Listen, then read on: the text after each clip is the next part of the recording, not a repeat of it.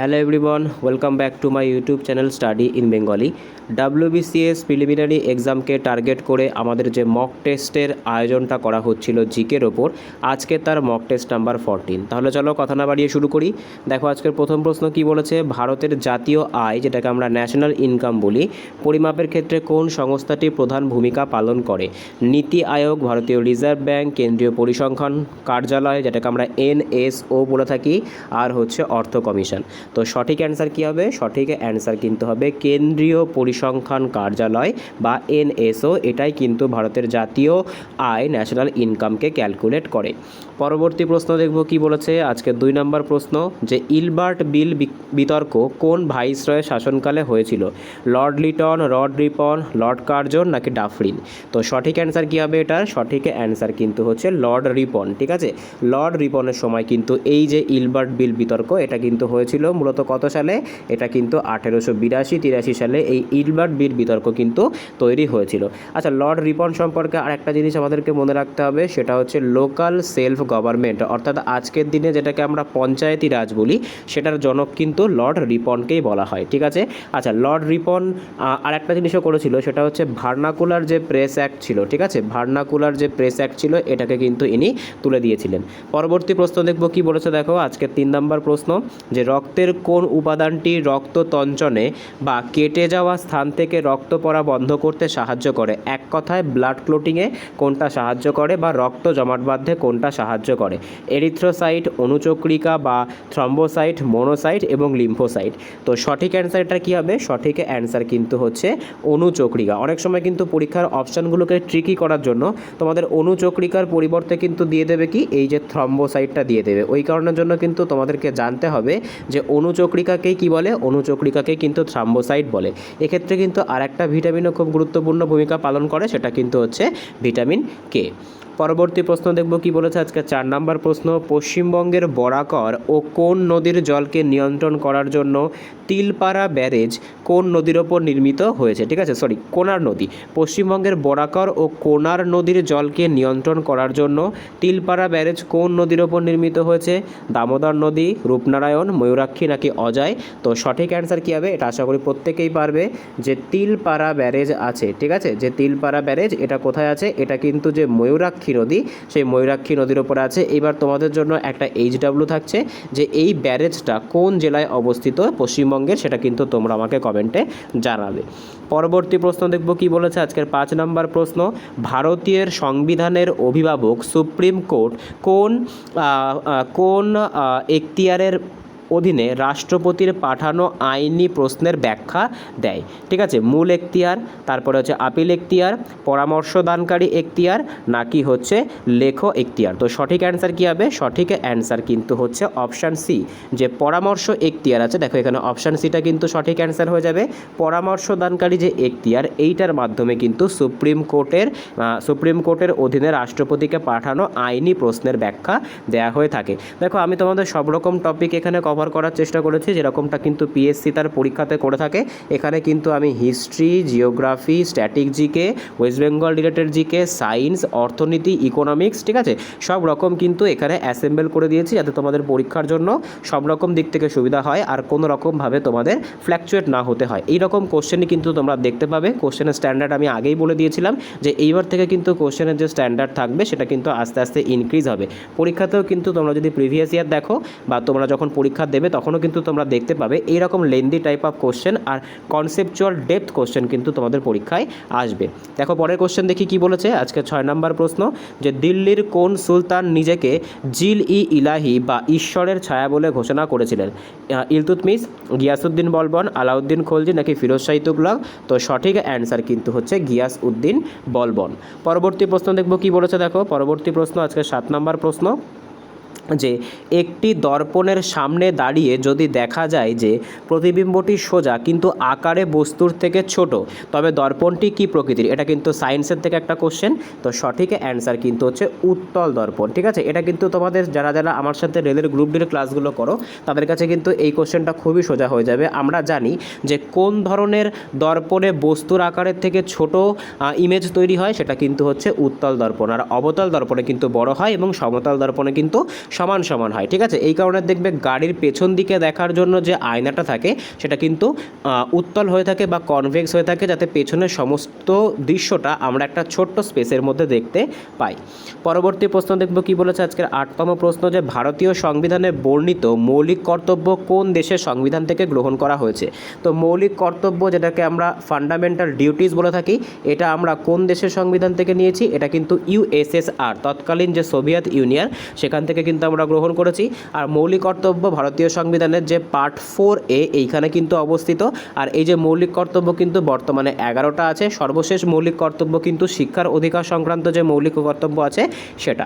পরবর্তী প্রশ্ন দেখব কি বলেছে। আচ্ছা, পরবর্তী প্রশ্নে যার আগে তোমাদের জন্য একটা HW থাকবে, যেটা কিন্তু খুবই ইম্পর্টেন্ট। এই যে মৌলিক কর্তব্য, সেটা ভারতীয় সংবিধানে কোন সালে এবং কততম সংবিধান সংশোধনীর মাধ্যমে অ্যাড করা হয়েছিল, সেটা কিন্তু তোমরা আমাকে কমেন্টে জানাবে অবশ্যই। পরবর্তী প্রশ্ন দেখব কি বলেছে আজকে 9তম প্রশ্ন, যে দক্ষিণ ভারতের কোন নদীটিকে তার দীর্ঘ অববাহিকা এবং পবিত্রতার কারণে দক্ষিণ গঙ্গা বলা হয়। দেখো, অ্যাকচুয়ালি কিন্তু কোশ্চেনটা হচ্ছে কোন নদীকে দক্ষিণ ভারতে দক্ষিণ গঙ্গা বলা হয়, কিন্তু এখানে কিন্তু কোশ্চেনটা একটু লেন্দি করার চেষ্টা করেছে, যেরকমটা কিন্তু পিএসসি করে থাকে। তো সঠিক অ্যান্সার আশা করি প্রত্যেকে পারবে। সঠিক অ্যান্সার কিন্তু হচ্ছে গোদাবরী নদী। আচ্ছা, গোদাবরী কোথা থেকে উৎপত্তি হয়েছে? এটা কিন্তু যে ত্রিম্বকম পাহাড়, ঠিক আছে, এটা কিন্তু মহারাষ্ট্রে আছে, সেখান থেকে কিন্তু উৎপত্তি লাভ করেছে। পরবর্তী প্রশ্ন দেখব কি বলেছে আজকে 10 নম্বর প্রশ্ন, ভারতীয় রিজার্ভ ব্যাংক যখন রেপো রেট বৃদ্ধি করে তখন দেশের বাজারে টাকার যোগানের কি পরিবর্তন হয়? এটা কিন্তু তোমাদের ইকোনমিক্স থেকে একটা কোশ্চেন। আমি তোমাদের একটু আগেই বললাম যে আমি কিন্তু সব রকম টপিক হচ্ছে রাখার চেষ্টা করেছি। দেখো, এক্ষেত্রে হচ্ছে, দেখো এখানে আমাদের রেপো রেট সম্পর্কে একটা জিনিস একটুখানি বুঝে নিতে হবে, যেটা কিন্তু খুব ইম্পর্টেন্ট। সবার প্রথম দেখো, রেপো রেটকে কী বলা হয়? রেপো রেটকে কিন্তু বলা হয়ে থাকে রিপারচেজিং। আচ্ছা, নিচে লিখছি, নিচে একটু জায়গা পাওয়া যাবে বেশি। হ্যাঁ, এই জায়গাটাতে দেখো, এটা এখানে লিখছি। সবার প্রথম রাখতে হবে রেপো রেট, ঠিক আছে। আচ্ছা, রেপো রেট মানে কি? রেপো রেট মানে কিন্তু হচ্ছে রিপারচেজিং অপশান রেট। অনেক সময় কিন্তু কি করে, অনেক সময় কিন্তু এর রেপো রেটের ফুল ফর্মও জিজ্ঞাসা করতে পারে। আচ্ছা, এবারে রেপো রেট জিনিসটা কি? আরবিআই যে তার আন্ডারে ব্যাঙ্কগুলো থাকে সেগুলোকে কিন্তু কি করে, সেগুলোকে কিন্তু লোন দেয়, ঠিক আছে। সেই লোন দেওয়ার যে রেট, সেটাকেই কিন্তু রেপো রেট বলা হয়ে থাকে। এটার কিন্তু আবার উল্টোটাও আছে। অনেক সময় আরবিআইয়ের আন্ডারে থাকা ব্যাঙ্কগুলো আরবিআইকে লোন দেয়, সেটাকে বলে রিভার্স রেপো রেট, ঠিক আছে। রেপো রেট কিন্তু প্রত্যেক 2 মাস অন্তর অন্তর কী হয়, প্রত্যেক 2 মাস অন্তর অন্তর কিন্তু রেপো রেটকে, মানে রেপো রেটের সম্পর্কে একটা কমিটি আছে, উর্জিত প্যাটেল কমিটি, সেই কমিটির সুপারিশে কিন্তু এই রেপো রেটটা নির্ধারণ করা হয়ে থাকে। এইবার যদি রেপো রেটের যোগান বৃদ্ধি পাবে, তাহলে কিন্তু এটা টাকার ওপরে কেমন প্রভাব ফেলবে? টাকার ওপরে কিন্তু এটা মানে হচ্ছে ইনভার্সলি প্রপোর্শনাল, অর্থাৎ এটা যদি বৃদ্ধি পায় সেক্ষেত্রে কিন্তু বাজারে টাকার যে যোগান সেটা কি হবে, সেটা কিন্তু হ্রাস পাবে, ঠিক আছে। সেটা কি হবে, সেটা কিন্তু কমপ্লিটলি হ্রাস পাবে। তো অপশান বি কিন্তু হচ্ছে সঠিক অ্যান্সার। পরবর্তী প্রশ্ন দেখব কি বলেছে আজকের 11তম প্রশ্ন, যে নিখিল ভারত কিষাণ সভা 1936 সালে যখন লখনৌতে প্রথম গঠিত হয়েছিল তখন এর সভাপতি কাকে বানানো হয়েছিল? তো সঠিক অ্যান্সার কী হবে, যে কিষাণ সভা হয়েছিল নিখিল ভারত 1936 সালে লখনৌতে। এর সভাপতি কিন্তু বানানো হয়েছিল স্বামী সহজানন্দ সরস্বতীকে। পরবর্তী প্রশ্ন দেখব আজকের 12তম প্রশ্ন, যে রান্নার গ্যাস সিলিন্ডার থেকে গ্যাস লিক করলে যে তীব্র গন্ধ পাওয়া যায় সেটা আসলে কোন সালফার যৌগের উপস্থিতির কারণে হয়ে থাকে? তো এটা তোমাদের তো আগেও প্র্যাকটিস করিয়েছি, রিপিটেড কোশ্চেন। সঠিক অ্যান্সার কিন্তু হচ্ছে ইথাইল মারক্যাপটান, ঠিক আছে। এইটার জন্য কিন্তু গ্যাস লিকেজ হলে আমরা বুঝতে পারি একটা দুর্গন্ধ জাতীয় গ্যাস কিন্তু এটা। পরবর্তী প্রশ্ন দেখব কি বলেছে আজকে 13তম প্রশ্ন, যে দলত্যাগ বিরোধী আইন বা অ্যান্টি ডিফেকশন ল ভারতীয় সংবিধানের কততম তফসিলে অন্তর্ভুক্ত আছে? তো এটা কিন্তু 1985 সালে যে 52তম সংবিধান সংশোধন হয়েছিল তার মাধ্যমে কিন্তু এটাকে স্থান দেওয়া হয়েছে ভারতীয় তপশিলের যে 10ম তপশিল, সেখানে কিন্তু এটাকে স্থান দেওয়া হয়েছে। সপ্তমে কি আছে? সপ্তমে কিন্তু লিস্টগুলো আছে। অষ্টমে কি আছে? অষ্টমে কিন্তু ল্যাঙ্গুয়েজ বা ভাষাগুলো আছে।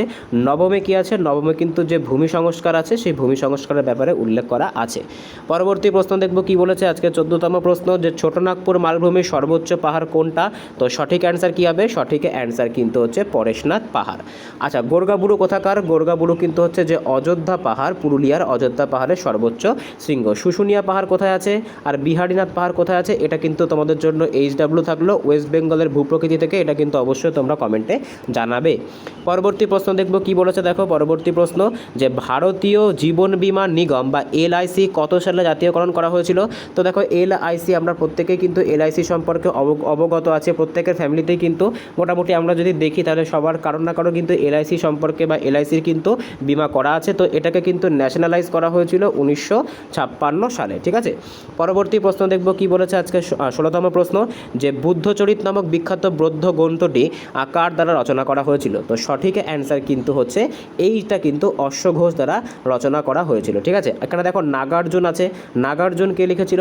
নাগার্জুন, দেখো এই যে নাগার্জুন কে লিখেছিল থেকে বড় কথা হচ্ছে নাগার্জুন কিন্তু আমাদের যে প্রাচীন ভারত, ঠিক আছে, সেই প্রাচীন ভারতের কিন্তু একজন বিখ্যাত গণিতজ্ঞ ছিল, যাকে কিন্তু ভারতের আইনস্টাইনও বলা হতো।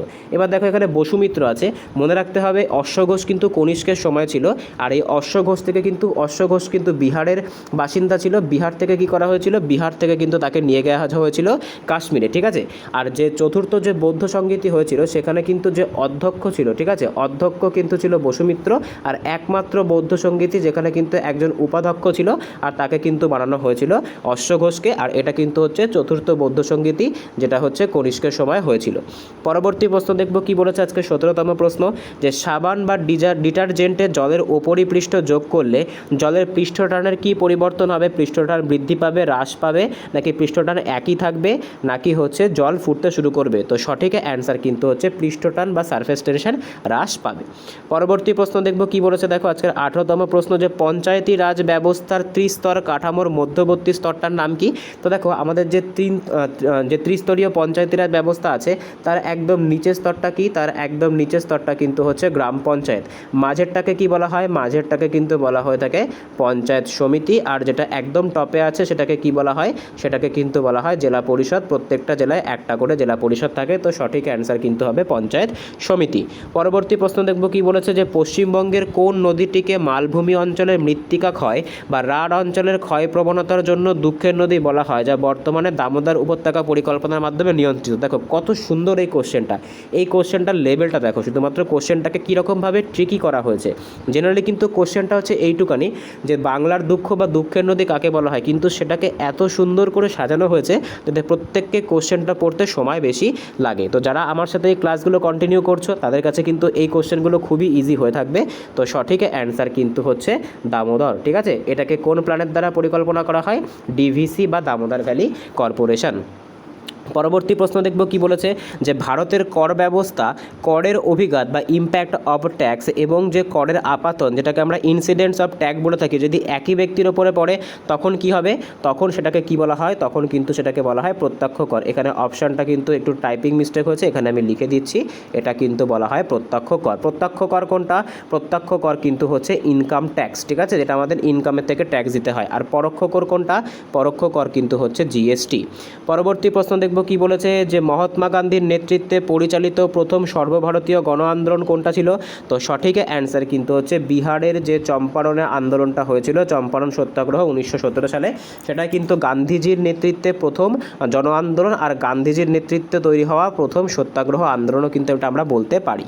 পরবর্তী প্রশ্ন দেখব কি বলেছে, যে মানবদেহের কোন অঞ্চলটি পিত্তরস বা বাইল উৎপন্ন করে যা চর্বি জাতীয় খাদ্যের হজমে সাহায্য করে? তো সঠিক অ্যান্সার কী হবে? সঠিক অ্যান্সার কিন্তু হচ্ছে যকৃৎ বা লিভার। এটাই কিন্তু পিত্তরস বা বাইল জুস নির্মাণ করে, তারপর কিন্তু এটাকে বাইল ডাক্ট বা পিত্তনালীর মাধ্যমে কিন্তু পিত্তথলিতে পাঠিয়ে দেওয়া হয়। পরবর্তী প্রশ্ন দেখব কি বলেছে, যে লোকসভার কোয়ারাম পূর্ণ হওয়ার জন্য ন্যূনতম কতজন সদস্যের প্রয়োজন? দেখো খুব ইম্পর্টেন্ট কোশ্চেন, তোমাদেরকে এটা জানতে হবে যে কোয়ারাম জিনিসটা আসলে কি জিনিস। দেখো লোকসভা বা রাজ্যসভাতে কোনো সেশন চলাকালীন যখন কোনো বিল উত্থাপিত হয়, তখন যখন কোনো বিল উত্থাপিত হয় বা যখন সেশনটাকে কন্ডাক্ট করাতে হবে, মনে করো 543 জন মেম্বার তো আছে, এবার 543 জন মেম্বার কিন্তু সবাই প্রেজেন্ট থাকে না। এই 543 জনের মধ্যে থেকে কতজন যদি প্রেজেন্ট থাকে তাহলে সেই সেশনটা বা সেই দিনের কাজটা শুরু করা যাবে, সেটাকে কিন্তু কোয়ারাম বলে। আর কোয়ারাম কিন্তু অলওয়েজ 1/10 হয়ে থাকে। তো 543কে যদি আমরা 1/10 করি তাহলে 54.3 হবে, এটাকে আমরা 54 ধরবো। তাহলে 543-এর মধ্যে যদি 54 জনও আসে তাহলেও কিন্তু কী করা যাবে? তাহলে কিন্তু সেশনটাকে কন্ডাক্ট করা যাবে। তো কোয়ারাম কিন্তু হচ্ছে মোট সদস্যের 1/10। পরবর্তী প্রশ্ন দেখব কি বলেছে, ভারতের দীর্ঘতম উপজাতীয় বা পশ্চিম বাহিনী নদী কোনটা যা খিলান উপত্যকা বা গ্রস্ত উপত্যকার মধ্য দিয়ে প্রবাহিত হয়েছে? তো গ্রস্ত উপত্যকা বা রিফ্ট ভ্যালির মধ্য দিয়ে প্রবাহিত হয়েছে কোন নদী? সেটা কিন্তু হচ্ছে নর্মদা নদী। পরবর্তী প্রশ্ন দেখব কি বলেছে, আজকের 25তম প্রশ্ন, যে নীতি আয়োগের পদাধিকার চেয়ারম্যান বা সভাপতি কে হয়ে থাকেন? তো দেখো, নীতি আয়োগের যে চেয়ারম্যান সেটা কিন্তু তোমাদের আমি আগেও বলেছি, যিনি অ্যাক্টিং পিএম থাকেন তিনিই কিন্তু নীতি আয়োগের চেয়ারম্যান হয়ে থাকেন। তো ভারতের প্রধানমন্ত্রী যিনি থাকবেন তিনিই কিন্তু হচ্ছে এইটার সভাপতিত্ব করবেন। নীতির full form national institute for transforming India, 2015 সালে কিন্তু এটা গঠিত হয়েছিল। পরবর্তী প্রশ্ন দেখব কি বলেছে, যে শিবাজির রাজ্যাভিষেক কত সালে কোন দুর্গে সংগঠিত হয়েছিল? তো সঠিক অ্যান্সার কিন্তু হচ্ছে 1674 সালে যে রায়গড় দুর্গ সেখানে কিন্তু সংগঠিত হয়েছিল। পরবর্তী প্রশ্ন দেখব কি বলেছে, আজকে 27তম প্রশ্ন, যে নিচের কোন ধাতুটি ঘরের তাপমাত্রায় তরল অবস্থায় থাকে কিন্তু এটি একটি অধাতু? ঠিক আছে, দেখো এটা একটুখানি ভালো করে বুঝতে হবে। দেখো, ঘরের তাপমাত্রায় যে ধাতু তরল অবস্থায় থাকে, যদি ধাতুর কথা জিজ্ঞাসা করতো বা এক কথায় আমরা বলতে পারি যে তরল ধাতু, সেটা আমরা কি করতাম? সেটা কিন্তু আমরা পারদ করতাম বা গ্যালিয়াম করতাম। কিন্তু এক্ষেত্রে কিন্তু বলেছে কি, এক্ষেত্রে কিন্তু বলেছে তরল অধাতু। তো তরল অধাতু কোনটা? অধাতু কিন্তু মূলত গ্যাস হয়ে থাকে, কিন্তু একটা কিন্তু এর এক্সেপশন আছে, সেটা কি? সেটা কিন্তু হচ্ছে ব্রোমিন, এটা কিন্তু লাল কালারের হয়ে থাকে। পরবর্তী প্রশ্ন দেখব কি বলেছে, আজকের 28তম প্রশ্ন, যে কোনো রাজ্যের বিধানসভার সদস্য না হয়েও একজন ব্যক্তি সর্বোচ্চ কতদিন রাজ্যের মন্ত্রী পদে থাকতে পারেন? তো সঠিক অ্যান্সার কিন্তু হচ্ছে 6 মাস। 6 মাস পরে কিন্তু তাকে আবার ইলেকশন করিয়ে জিতে আসতে হয়। পরবর্তী প্রশ্ন দেখব কি বলেছে, যে পশ্চিমবঙ্গের সুন্দরবন অঞ্চলকে কত সালে একটি রামসার সাইট হিসেবে ঘোষণা করা হয়েছিল? 1987, 1989, 2019 নাকি 2021? তো সঠিক অ্যান্সার দেখো, সুন্দরবনকে কিন্তু ওয়ার্ল্ড হেরিটেজ সাইট করা হয়েছিল 1987 সালে, কিন্তু এটাকে রামসার সাইটের তকমা কিন্তু 2019 সালে দেওয়া হয়েছিল। ঠিক আছে, বর্তমানে কিন্তু 99টা রামসার সাইট আছে। সর্বশেষ যে রামসার সাইট সেটা কিন্তু হচ্ছে শেখাঝিল, কোথায়? এটা কিন্তু উত্তরপ্রদেশে আছে। পরবর্তী প্রশ্ন দেখব কি বলেছে, আজকে 30তম প্রশ্ন, যে নার্সিংহোম কমিটি মূলত ভারতের কোন ক্ষেত্রে সংস্কারের জন্য যুক্ত ছিল? দেখো, এই যে কমিটি রিলেটেড যে কোশ্চেনগুলো আছে সেগুলো কিন্তু তোমাদের পরীক্ষার জন্য খুবই গুরুত্বপূর্ণ, কারণ এই যে কমিটি রিলেটেড যে কোশ্চেনগুলো আছে সেগুলো কিন্তু এখন ট্রেন্ডিংয়ে চলছে, সেগুলো কিন্তু পরীক্ষায় আসে। তো এই যে নার্সিংহোম যে কমিটি আছে এটা কিন্তু মূলত যে ব্যাংকিং ক্ষেত্র বা ব্যাংকিং যে সংস্কার সেক্ষেত্রে কিন্তু সম্পর্কযুক্ত। দেখো, কর ব্যবস্থা আছে, কর ব্যবস্থার সাথে কিন্তু খুব ফেমাস একটা আছে, সেটা কিন্তু হচ্ছে কেলকার কমিটি। ঠিক আছে, কেলকার কমিটি। পরবর্তী প্রশ্ন দেখব কি বলেছে, দেখো আজকের 31তম প্রশ্ন, যে বাংলার কোন সুলতান তার রাজধানী গৌড় থেকে পান্ডুয়ায় স্থানান্তরিত করেছিল? ইলিয়াস শাহ, সিকান্দার শাহ, আলাউদ্দিন হোসেন শাহ নাকি হচ্ছে গণেশ? তো সঠিক অ্যান্সার কী হবে? সঠিক অ্যান্সার কিন্তু হচ্ছে ইলিয়াস শাহ। গৌড়ে কার রাজধানী ছিল? তো মনে রাখতে হবে, গৌড়ে কিন্তু যে শশাঙ্ক, সেই শশাঙ্কের রাজধানী কিন্তু ছিল গৌড়। শশাঙ্ক কার কাছে হেরেছিল? শশাঙ্ক কিন্তু যে হর্ষবর্ধন, সেই হর্ষবর্ধনের কাছে পরাজিত হয়েছিল। শশাঙ্কের যে রাজধানী ছিল সেটাকে কি বলা হতো? গৌড় যে রাজধানী ছিল সেটাকে কিন্তু কর্ণ সুবর্ণ বলা হতো। পরবর্তী প্রশ্ন দেখব কি বলেছে, আজকের 32তম প্রশ্ন, যে মরুভূমিতে মরীচিকা সৃষ্টির জন্য আলোর কোন ভৌত ধর্মটি সবথেকে বেশি দায়ী? তো এটা তোমরা যারা আমার সাথে জেনারেল সায়েন্সের ক্লাসগুলো করো রেলওয়ে গ্রুপ ডির, তাদের জন্য খুবই ইজি কোশ্চেন। তো সঠিক অ্যান্সার কিন্তু হচ্ছে আলোর অভ্যন্তরীণ পূর্ণ প্রতিফলন, যেটাকে টোটাল ইন্টারনাল রিফ্লেকশনও বলা হয়ে থাকে। ঠিক আছে, আলো যখন ঘন মাধ্যম থেকে লঘু মাধ্যমে প্রবেশ করে, এটাও কিন্তু পরীক্ষায় দিতে পারে, ঘন মাধ্যম থেকে যখন আলো লঘু মাধ্যমে প্রবেশ করে তখন কিন্তু এটা হয়ে থাকে।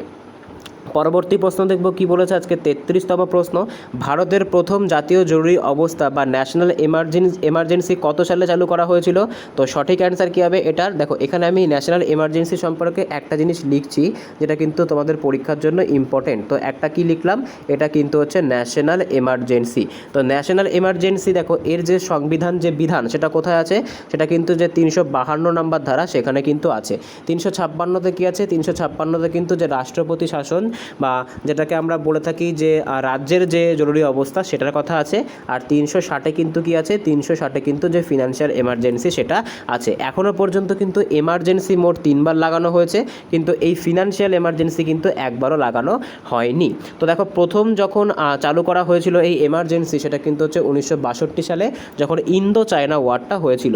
পরবর্তী প্রশ্ন দেখব কি বলেছে, আন্দামান এবং নিকোবর দ্বীপপুঞ্জকে পৃথক করছে কোনটা? পিএসসির একদম ফেভারিট কোশ্চেন কিন্তু এটা। তো সঠিক অ্যান্সার কিন্তু হচ্ছে 10 ডিগ্রি চ্যানেল। 10 ডিগ্রি চ্যানেল কিন্তু যে আন্দামান আর নিকোবর আইল্যান্ডকে আলাদা করছে। পরবর্তী প্রশ্ন দেখব কি বলেছে, যে ছদ্ম বেকারত্ব বা প্রচ্ছন্ন বেকারত্ব, যেটাকে আমরা ডিসগাইজড আনএমপ্লয়মেন্ট বলে থাকি, এটা কিন্তু ইকোনমিক্সের কোশ্চেন। মূলত ভারতের কোন ক্ষেত্রে সবথেকে বেশি দেখতে পাওয়া যায়? শিল্পক্ষেত্রে, কৃষিক্ষেত্রে, তথ্য প্রযুক্তি ক্ষেত্রে, নাকি হচ্ছে পরিবহন ক্ষেত্রে? তো দেখো এই যে ডিসগাইজড যে আনএমপ্লয়মেন্ট, এটা কিন্তু এগ্রিকালচার বা কৃষিতে সবথেকে বেশি দেখা যায়। ঠিক আছে, সবথেকে বেশি কিন্তু দেখতে পাওয়া যায়। এটা কিন্তু ইকোনমিক্সের একটা ফেভারিট কোশ্চেন। পরবর্তী প্রশ্ন দেখব কি বলেছে, আজকে 36তম প্রশ্ন, যে 1940 সালে বিখ্যাত লাহোর প্রস্তাবে মুসলিম লীগের পক্ষ থেকে পৃথক পাকিস্তান রাষ্ট্রের ধারণার ভিত্তি কে উপস্থাপন করেছিল? তো পাকিস্তানের কথা কিন্তু সবার প্রথম কে বলেছিল? তো সঠিক অ্যান্সার কিন্তু হচ্ছে ফজলুল হক। ঠিক আছে, মোহাম্মদ আলী জিন্নাহ কিন্তু এটাকে সমর্থন করে পাকিস্তান প্রস্তাবের জন্য অ্যাপ্লাই করেছিল, কিন্তু এটা কিন্তু বুদ্ধিটা বেরিয়েছিল ফজলুল হক থেকে। পরবর্তী প্রশ্ন দেখব কি বলেছে, বৈদ্যুতিক ফিউজ তার তৈরিতে যে সংকর ধাতু ব্যবহার করা হয় সেটার নাম কি? তো ফিউজ তার তৈরি করতে কি ব্যবহার করা হয়? PB+SN। পিবি ফর কি হয়? পিবি মানে কিন্তু হচ্ছে সীসা। তো সীসার সাথে কিন্তু টিন মিশিয়ে এটা তৈরি করা হয়ে থাকে। তো সঠিক অ্যান্সার কিন্তু হচ্ছে অপশান বি।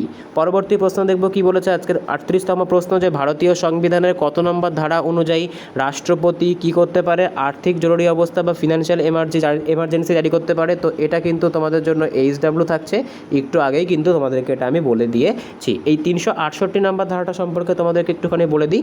এটাতে কিন্তু যে অ্যামেন্ডমেন্ট, অর্থাৎ যে সংবিধান সংশোধনের যে প্রণালী, বা এখানে আমি লিখে দিলাম সংশোধন, তো সংবিধান সংশোধনের প্রণালী কিন্তু এটার থেকে আসে বা 368 নম্বর ধারাতে আছে। এটা কিন্তু আমরা সাউথ আফ্রিকা থেকে গ্রহণ করেছি। পরবর্তী প্রশ্ন দেখব কি বলেছে, আজকে 39তম প্রশ্ন, যে পশ্চিমবঙ্গের কোন জেলায় লেপচা উপজাতির মানুষরা বাস করে? তো সঠিক অ্যান্সার কী হবে? দেখো এই যে লেপচা, পশ্চিমবঙ্গের যে ট্রাইবাল যে উপজাতিগুলো আছে সেগুলো কিন্তু খুবই ইম্পর্টেন্ট। ঠিক আছে, তো দেখো মূলত কিন্তু লেপচা এটা কিন্তু জলপাইগুড়ি রিলেটেড করে। তো এক্ষেত্রে কিন্তু জলপাইগুড়ি অপশানে নেই, তো আমাদেরকে অপশানটা দেখতে হবে। দেখো জলপাইগুড়ির নিয়ারেস্ট কালিম্পং এবং দার্জিলিং, এখানে আমি জলপাইগুড়িটাকেও অ্যাড করে দিচ্ছি। লেপচা কিন্তু মূলত জলপাইগুড়ি, আর ওই দিক থেকে কিন্তু সিকিম, ভুটান, এই সমস্ত ভুটানের আশেপাশে যে এলাকাগুলো আছে সিকিম, এই সমস্ত জায়গাতেও কিন্তু দেখতে পাওয়া যায়। পরবর্তী প্রশ্ন তথা আজকে লাস্ট প্রশ্ন কি বলছে, যে লর্ড কার্জন 1905 সালের কোন তারিখে আনুষ্ঠানিকভাবে বঙ্গভঙ্গ কার্যকর করেন, যা বাংলায় আরন্ধন দিবস হিসেবে পালিত হয়? তো সঠিক অ্যান্সার কিন্তু হচ্ছে 16ই অক্টোবর। ঠিক আছে, আচ্ছা এই 16ই অক্টোবর তারিখকেই কিন্তু আরেকটা ডেটও পালন করা হয়, এটা কিন্তু ইন্টারন্যাশনাল যে ফুড সেফটি ডে, ঠিক আছে, বা খাদ্য সুরক্ষা দিবস, এটাও কিন্তু প্রতিষ্ঠা করা হয়। তার কারণ এই দিনে কিন্তু FAO অর্থাৎ ফুড অ্যান্ড এগ্রিকালচার অর্গানাইজেশন, যেটা সদর দপ্তর কিন্তু রোমে অবস্থিত, সেটা কিন্তু শুরু করা হয়েছিল বা তার কার্যকলাপ কিন্তু শুরু করা হয়েছিল। তো আজকে এই 40টা কোশ্চেন ছিল। আউট অফ 40 তোমাদের কত স্কোর হচ্ছে অবশ্যই কিন্তু কমেন্টে জানিয়ে দিও। ভিডিওটা শেষে আমরা চলে এসেছি। যদি ভিডিওটা ভালো লেগে থাকে অবশ্যই চ্যানেলটাকে সাবস্ক্রাইব করো, পাশে থাকা বেল আইকনটিকে প্রেস করে রেখো। একদম তোমাদের পরীক্ষা চলাকালীন বা পরীক্ষার আগে পর্যন্ত কিন্তু এই এরকম কোশ্চেন, এইরকম অ্যাডভান্সমেন্ট, এরকম কোশ্চেন একদম পরীক্ষার প্যাটার্নকে ফলো করে কিন্তু চলতেই থাকবে। মক টেস্ট আমাদের প্রত্যেক দিনই অ্যারেঞ্জ করা হচ্ছে। আমরা চেষ্টা করছি নাম্বার অফ কোশ্চেনকে আস্তে আস্তে ইনক্রিজ করার। তো সঙ্গে থেকেও দেখা হচ্ছে পরের ভিডিওতে। বাই।